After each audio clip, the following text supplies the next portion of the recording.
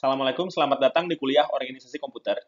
Kita akan melanjutkan pembahasan mengenai topik lanjut pada pemrograman level mesin, yaitu di bagian unions. Mari kita simak penjelasannya berikut ini. Kita lihat tipe data union, ya. Ini tipe data union. Ini mirip sekali dengan struct, di mana dia bisa menampung bermacam-macam deklarasi. Di sini ada char, ada array integer, ada double, ada pointer, ya. Struct juga seperti itu ya. Kita udah bahas sebelumnya. Struct bisa menampung bermacam-macam, jadi mirip. Tapi kalau struct, ini struct, dia mengalokasikan memori atau storage untuk semua data, tipe data yang ditampung. Jadi kalau di sini ada char, ada array integer, ada double, ada pointer, total dia mengalokasikan 24 byte nih. Struct pointer dari sini mulainya sampai sini 24 byte. Sedangkan kalau union, dia hanya mengalokasikan storage untuk data tipe data yang paling besar. Dalam hal ini double ya. Ini double, double tuh 8 byte, jadi dia hanya alokasikan 8 byte aja. Dari union pointer, 8 byte aja. Kemudian yang lain di mana? Yang lain ditaruh ditumpuk di atasnya. Nah, jadi bedanya dengan struct, kalau di union ini memang kita tidak bisa mengakses tipe data yang lain, atau kita hanya bisa mengakses, memilih ya, memilih akses, mau mengakses ini atau mau mengakses ini, gitu. Jadi kita hanya bisa menggunakan satu, ya, karena dia menempati memori address yang sama. Ya, char di sini, array-nya di sini, kemudian si double-nya di sini. Gitu. Jadi agak beda. Ini juga nanti kita berguna union ini ketika kita mau membuat alias untuk mengakses memori. Di sini kita lihat penggunaan dari union. Misalkan kita punya field 4 bytes yang dialokasikan, unionnya itu tipe unsigned dengan float. Ini misalnya bisa dipakai ketika kita punya bilangan, suatu bilangan unsigned, tapi kita juga ingin membaca bilangan tersebut ya sesekali dalam bentuk float.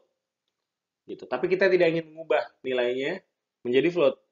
Kita hanya ingin membaca angka yang sama direpresentasikan dalam bentuk float. Nah, ini contohnya gitu. Bikin suatu fungsi ya. Di sini bikin type def bit float t, kemudian dipakai fungsi ini bit to float dan float to bit.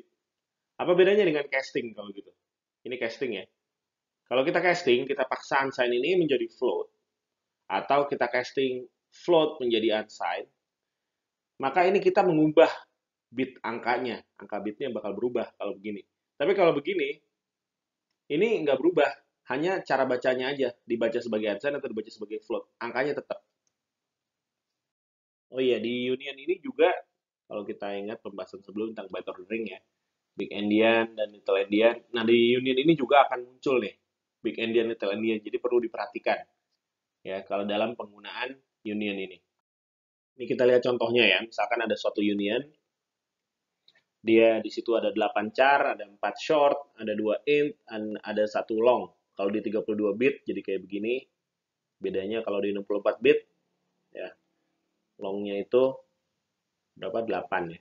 8 byte. Nah, ini kalau kita nggak hati-hati dalam implementasi, nanti byte ordering bisa jadi masalah. Sini diberikan suatu fungsi ya, fungsi untuk menampakkan printf ya, menampakkan isi dari elemen union ini. Contohnya gini, misalkan kalau di mesin 32 bit, ya 32, itu maka MSB-nya kan di sini. Ya, dan dia nanti akan ngeprint dari fungsi yang sebelumnya, dia akan ngeprint dari MSB ke LSB.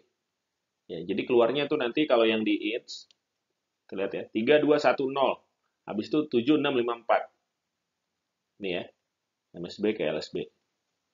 Gitu. Longnya 0123. Itu kalau 32 bit. Nah, contohnya kalau misalkan yang pakai big endian yang tadi little endian, kalau pakai big endian itu kebalikannya. MSB-nya di sini. Gitu. MSB di sini kemudian dia akan print ke arah sana, ke LSB ke kanan. Jadi kalau kita lihat int-nya, di sini kita lihat jadinya 1 2 3 4 5 6 7. Yang ini ya, 4 5 6 7. Yang ini 1 2 3. Kemudian longnya 0 1 2 3. Nih, udah beda ya kalau pakai big endian. Saat ini by the way mesin yang udah lama ya, sekarang udah nggak terlalu banyak, masih dipakai tapi nggak terlalu banyak. Kemudian kalau di mesin arsitektur 64 bit ya, itu ini long yang 8 byte, MSB-nya di sini sekarang ya, seperti yang tadi IA32, jadi di sini MSB. MSB-nya di sini, bacanya ke sana. Ya. Yang beda nanti kalau misalkan ada 64 byte, arsitektur 64 bit, maka longnya 8 byte, jadinya 7, 6, 5, 4, 3, 2, 1, 0. Dari sini bacanya. Nah, ini kita udah lihat tadi ya sekilas, jadi harus berhati-hati implementasi union ini, memperhatikan byte ordering. Gitu. Apakah little endian atau big endian, karena nanti khawatirnya kalau kita tidak berhati-hati, program yang kita buat itu ketika dibaca oleh mesin arsitektur yang lain, itu nanti akan muncul masalah. Jadi harus diperhatikan. Kita sudah lihat beberapa struktur data, component types di C. Ada array di mana dia menampung satu tipe data yang sama, menempati memori, alamat memori yang berurutan, contiguous, ya. Jadi array itu satu tipe data, int, misalkan int semua, ada berapa elemen, seperti itu. Kita udah lihat struct atau structure, di mana structure ini bisa menampung elemen tipe data yang berbeda-beda. Gitu. Bisa beda-beda, tapi dalam satu structure. Dan nanti total alokasi memorinya adalah panjang jumlah ya. Panjang dari semua elemennya dijumlahkan. Dan bisa juga ada alignment, ada padding sini supaya ini total panjangnya menjadi kelipatan ya dari panjang elemen di dalam struct tersebut.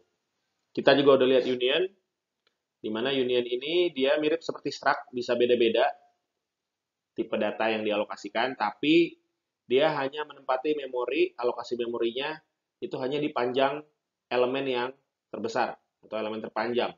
Sedangkan yang lainnya itu ditumpuk di atasnya. Seperti itu bedanya. Dan union ini bisa kita pakai juga untuk mengakses bit pattern, seperti contoh sebelumnya tadi ya, yang bit to float dan float to bit, ya. Ketika kita ingin mengakses bit pattern.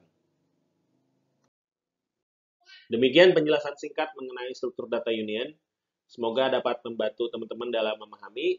Terima kasih atas perhatiannya. Assalamualaikum.